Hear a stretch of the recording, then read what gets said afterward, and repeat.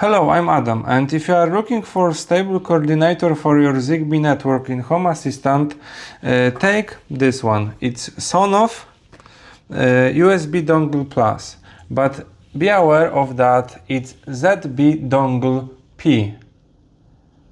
And generally that's it. You can, close this video. If you want to have something else, like challenges, you can stay. Okay, so that being said, this Sonoff is most stable, most reliable, best without problems for beginners, etc. It's great. And now we can go into details. As you can see, there is an Ethernet port, so it's powered from PoE. So generally, now we've got additional points where we can connect it. Going further, this thing is Multiradio one. What does it mean?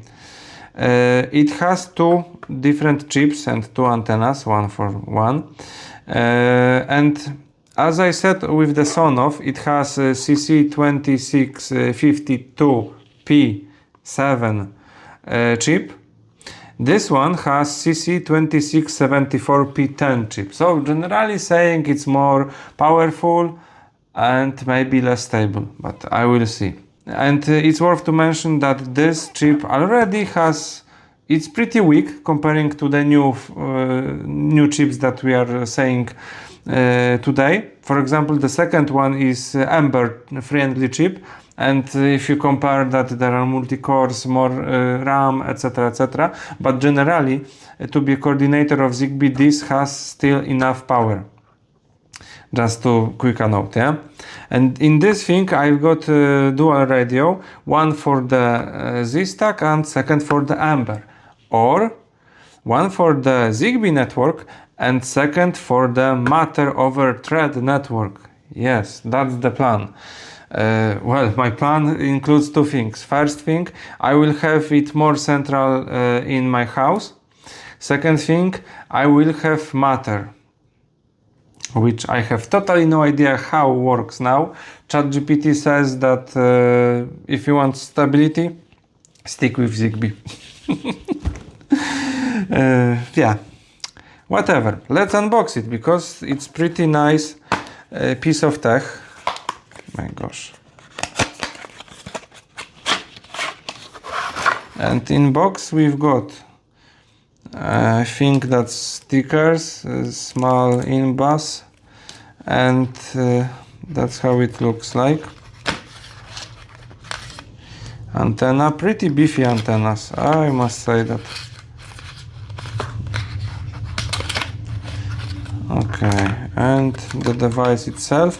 And what I like, there is a ruler that you can, you need 2 points and you can just drill it in your wall, and there are mounting holes. So that's pretty nice, yeah. And what we've got there, 2 antennas and button, I hope for, I don't know, reset or something, USB-C port, and as I said, Ethernet with PoE port, and that's generally it. If you are looking for power efficiency, PoE is not the way you should go. Generally, it's AC power which needs to be converted to DC. Generally, those things are not efficient. So just that small disclaimer, yeah. But anyway, there is a thing, yeah. And I've got idea that I will mount it on door frame. I will stick it there to door frame, and I will just mount it like this. Of course, mounting the antennas. Well, that's the plan. Whatever. It's worth to mention that if, in my case, if I will migrate from CC2652, or in other words, Z-Stack driver and Z-Stack friendly coordinator, it will be much easier to migrate from this one to same driver friendly coordinator. What's worth noting in this case, this has PoE and it has own interface which where you can update it, and yeah, it's let's say more advanced, because the Sonoff coordinators you have to flash manually using Python script or connecting to the website. It worked. Finally it worked. So yeah, and generally that's it. As I said, if you don't want to have problems and just stable network, go for the Sonoff and you are done. Okay, now I will show you how to migrate from one coordinator to another coordinator, but remaining in same chip family. I've got CC2674 and I'm migrating from Sonoff, which has CC2652. And I have connected the SMLight MR4U. It's generally dual radio device which can be connected using PoE, and we are in the interface, and what we can see there, well, a lot of information that, like, we've got two radios and those are set up as I wanted, so they are fine. We've got all the data of the let's say microchips that are used, and as we can see, we've got radio 2, radio 1 and ESP32 for Wi-Fi or USB capabilities. There is firmware version, temperatures, last firmware check, yeah, some random data. If I scroll down, we can see Ethernet status. It got 100 megabits connectivity, and yeah, my IP address. Generally nothing else important. Okay, so very first thing what I would recommend is flashing the firmware. So I go to settings and tools, firmware update, and a lot of things to be updated. Oh my gosh. Okay, and flash. Okay, is that working like that? Okay, so now I just can see we've got the SMLight OS. So I think this is the part that is installed in ESP32, because ESP is serving the page, this control panel, and next to it we've got the Matter chip, which I will be using Matter over Thread, and the last is the chip for the Zigbee. Let's see if there are any updates for the OS we've got, and it's flashing.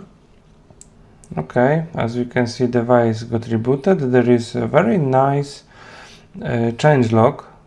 I really appreciate that. Brings improvement to MQTT integration. Blah blah blah blah blah. Okay, that's good.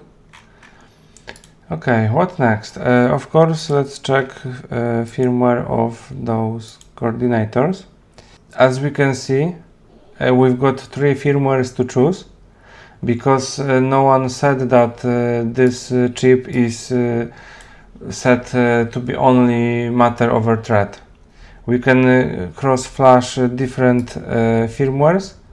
We can use it as a Zigbee, etc, etc. But generally, in the most stable way, we should stay with the CC2674 and its Z-Stack firmware for Zigbee, and the other one should be for the Matter over Thread. So as we can see, Matter over Thread is installed. So I'm assuming that I've got old firmware, but this is the firmware and another is the firmware. So there is no firmware that to be updated. It looks like that. Next, if we take a Zigbee coordinator, oh my gosh, what we've got, even more. 24, that's pretty old. 24, going up. Okay.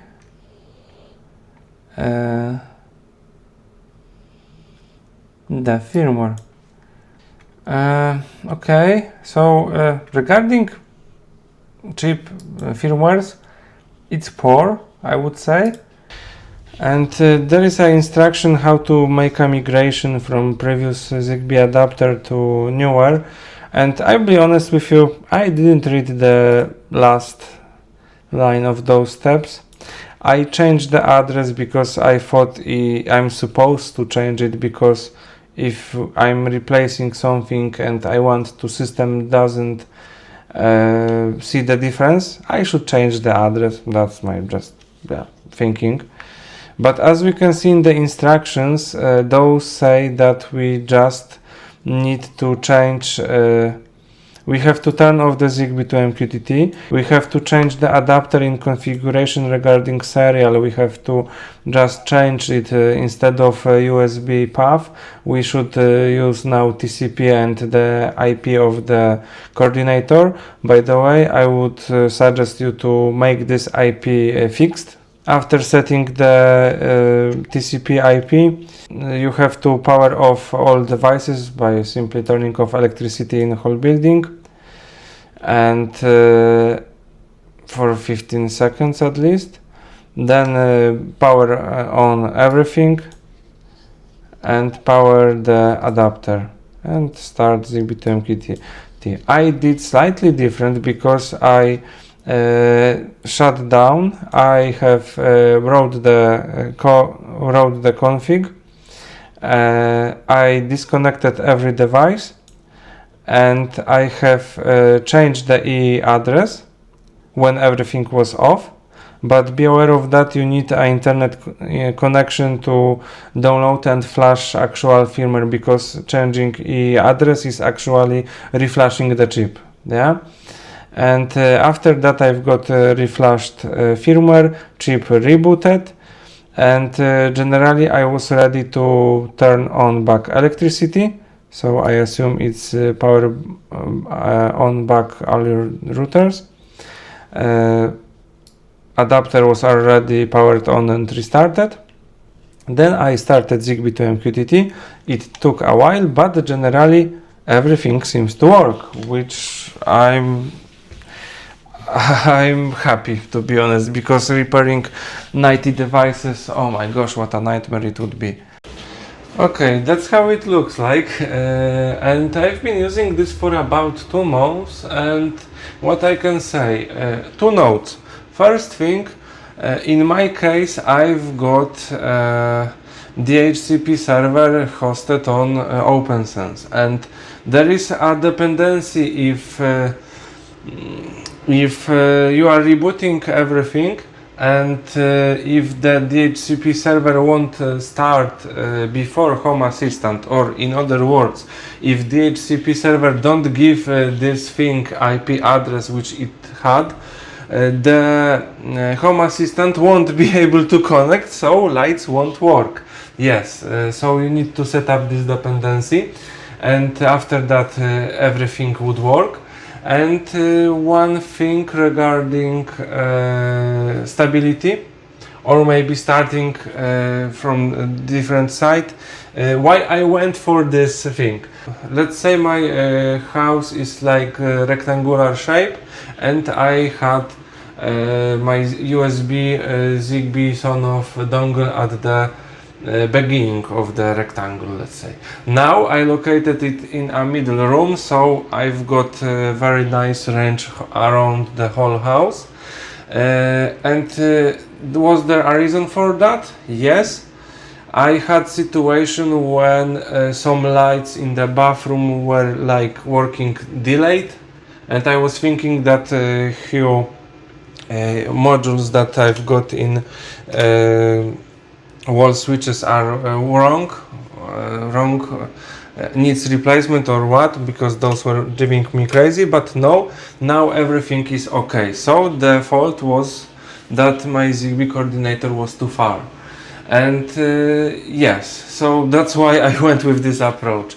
And unfortunately, regarding stability, during those 2 months, I must say I had 2 or 3 situations where simply saying you wake up and none is working, yeah, and I had to restart the Home Assistant, reboot the coordinator, and it didn't work.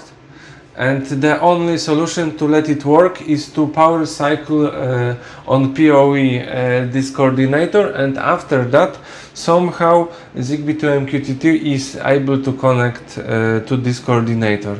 So let's say I paid a tiny bit of stability, but I've got fully working lights. So fortunately the Hue in-wall modules are working okay, because those were so expensive, and yeah, I was pretty upset when those were working with lags, yeah.